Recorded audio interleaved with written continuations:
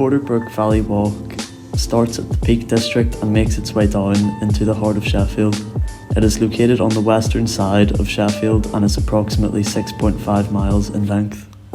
It follows the river, which is at most times parallel to it, and takes you on a journey through history and time, all the while producing natural beauty and abundance of wildlife. We decided to cover Endcliffe Park all the way through to Whiteley Woods as our main focus of the journey.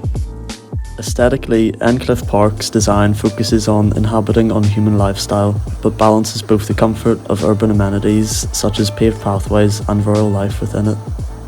As Sylvia Barnett says, we should seek opportunities to make landscape processes legible in our daily lives. Endcliffe Park has demonstrated through its design that we as humans are ingrained in a larger living system.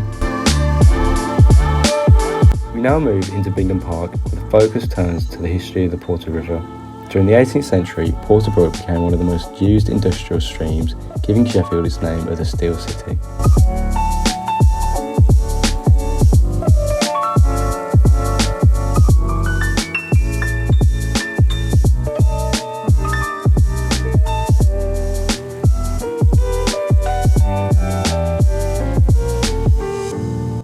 As for the 20 mills that were built along the river, only 6 of them remain, with Shepherd's Mill being the most known due to its conversion into a museum, and all of them being Grade 2 listed buildings. This has provided people with an interesting insight into the historic use of the landscape.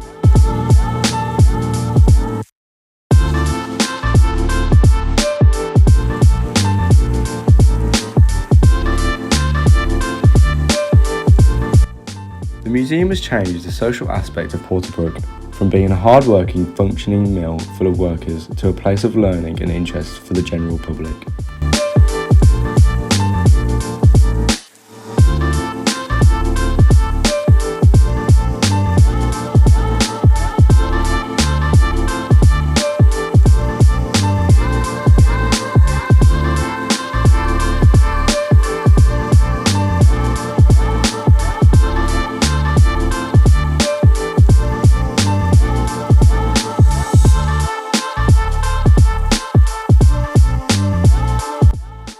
Burns says, the meanings landscapes hold are not just metaphorical and metaphysical, but real, which strongly links to Porter Brook, as it withholds and contains centuries worth of history and meaning. The views that are produced by the natural landscape and the changing topography draws the eye of the passers-by. Being in the bottom of the valley creates a sense of prospect with the constant increase of land mixed with the tall canopied trees.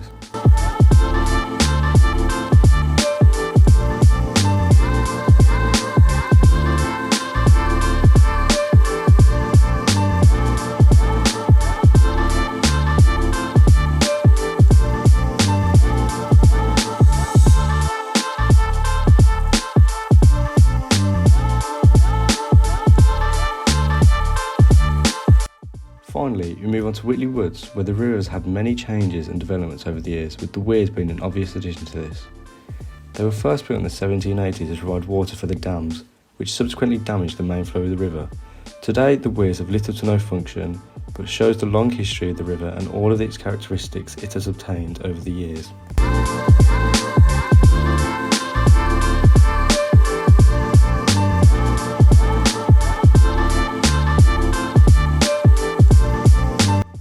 The weirs in Porter Brook could be related to Michael Rosenzweig's writings, as he says, we do not actually adapt to all those habitats. Instead, we modify them to suit our own desires as much as we can. The river was modified to redirect the water to where it was needed, therefore showing a modified habitat due to human needs and desires.